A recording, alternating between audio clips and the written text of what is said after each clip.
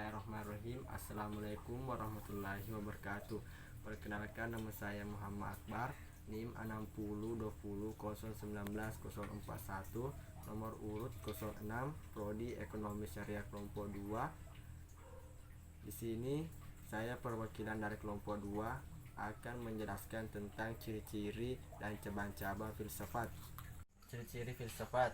Yang pertama, skematika konsepsial. Konsepsi atau rencana kerja merupakan hasil generalisasi serta abstrak dari pengalaman tentang hal-hal serta proses-proses satu demi satu. Karena itu, filsafat merupakan pemikiran tentang hal-hal serta proses-proses dalam hubungan yang umum. Di antara proses-proses yang dibicarakan ialah pemikiran itu sendiri, dan di antara hal-hal yang dipikirkan ialah sepemikir itu sendiri. Filsafat merupakan hasil menjadi manusia mengenai dirinya sendiri sebagai pemikir dan menjadi kriteria manusia terhadap diri sendiri sebagai pemikir di dalam dunia yang dipikirkannya. Yang kedua adalah koheren. Pemikiran filsafat merupakan suatu usaha perenungan refleks atau rasional yang runtut dan mendalam terhadap suatu hal atau suatu objek yang dipikirkan oleh akal budi. Orang bukan berpikir asal-asalan atau berpikir setengah hati saja.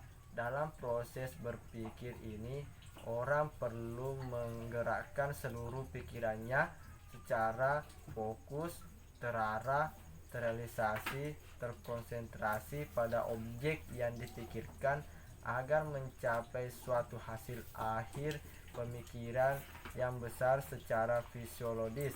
Pemikiran yang serius tidak mampu menemukan ide fisiologis yang memecahkan dirinya.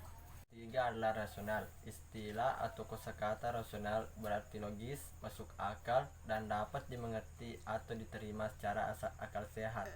Pemikiran yang logis berarti pemikiran yang berhubungan satu sama lain, utuh, tidak terpisah-pisah, tidak fragmentaris, tidak terpotong-potong.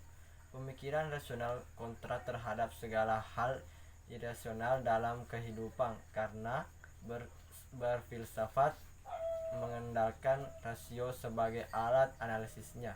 Filsafat menolak segala hal yang tidak sesuai dengan prinsip-prinsip rasionalitas yang benar.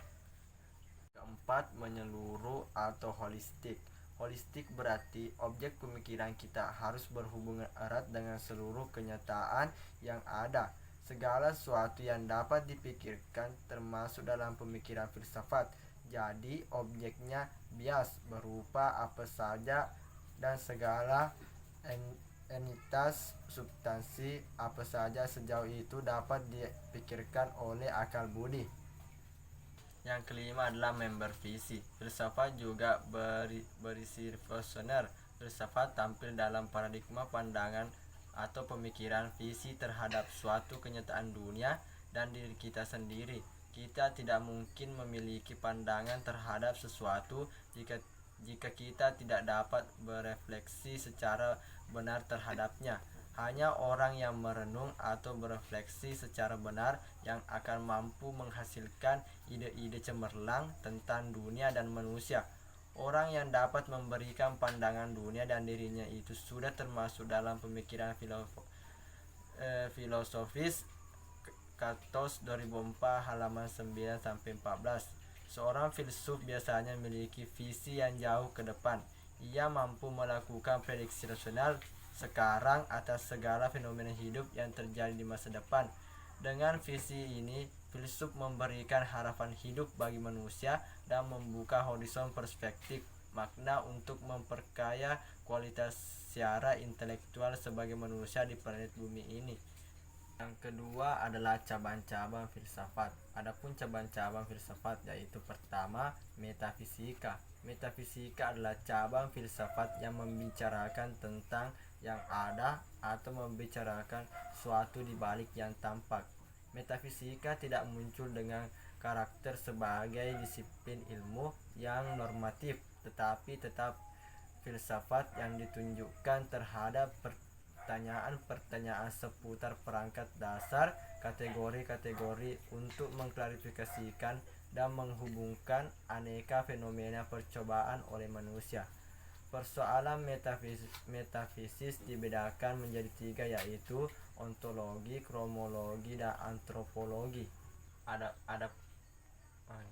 Adapun pembagian dari metafisika, yang pertama adalah ontologi, teori alam dan tipe-tipe realitas. Ontologi merupakan salah satu kajian kefilsafatan yang paling kuno dan berasal dari Yunani. Studi tersebut membahas keberadaan sesuatu yang bersifat konkret atau realistis.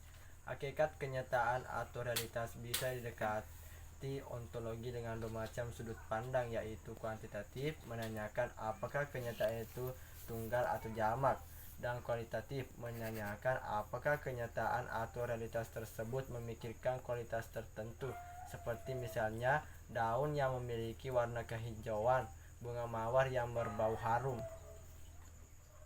Yang kedua adalah kosmologi atau teori umum proses realitas. Kosmologi berkepentingan terhadap cara berbagai benda dan peristiwa yang satu mengikuti cara berbagai benda dan peristiwa lain menurut perubahan waktu. Satu benda ditentukan oleh benda lainnya. Salah satu benda atau peristiwa ditentukan oleh sebab sebelumnya dan tidak dapat dibalik. Determinan-determinan dari peristiwa alam yang dianggap beroperasi dengan cara terakhir tersebut dinamakan Aristoteles sebagai sebab-sebab final. Yang ketiga adalah antropologi. Antropologi adalah ilmu yang menyelidiki tentang manusia yang berkaitan dengan pertanyaan-pertanyaan tentang hakikat manusia dan pentingnya dalam alam semesta. Yang kedua adalah logika. Logika adalah cabang filsafat yang menyelidiki lurus tidaknya pemikiran itu. Logika membahas tentang prinsip-prinsip inferensia atau kesimpulan yang berubah dan topik-topik yang saling berhubungan. Logika dibagi menjadi dua, yaitu logika deduktif dan logika induktif. Ketiga adalah epistemologi. Epistemologi dari bahasa Yunani episisme atau pengetahuan dan logos kata atau pembicaraan atau ilmu, adalah cabang filsafat yang berkaitan dengan asal, sifat, dan jenis pengetahuan. Topik ini termasuk salah satu yang paling sering diperdebatkan dan dibahas dalam bidang filsafat, misalnya tentang apa itu pengetahuan, bagaimana karakteristiknya, macamnya, serta hubungannya dengan kebenaran dan keyakinan. Yang keempat, etika. Etika adalah cabang filsafat yang membicarakan tingkah laku atau moral atau perbuatan manusia dalam hubungannya dengan baik ataupun buruk. Etika dalam kajian filsafatnya dapat diberi arti sebagai tata kerama dan sopan santun yang lahir dari pemahaman perbuatan yang baik dan buruk, serta sebuah tata aturan yang berlaku dalam masyarakat yang menjadi sebuah kebudayaan yang wajib untuk taat dipatuhi. Yang kelima adalah estetika. Estetika adalah cabang filsafat yang membicarakan tentang keindahan. Estetika disebut juga sebagai filsafat keindahan atau philosophy of beauty. Dalam Encyclopedia Americana 1973, estetika merupakan cabang filsafat yang berkenaan dengan keindahan dan hal yang indah dalam alam dan seni. Itulah tadi pemaparan materi dari saya mengenai ciri-ciri dan cabang-cabang filsafat. Apabila ada kesalahan mohon dimaafkan. Assalamualaikum warahmatullahi wabarakatuh.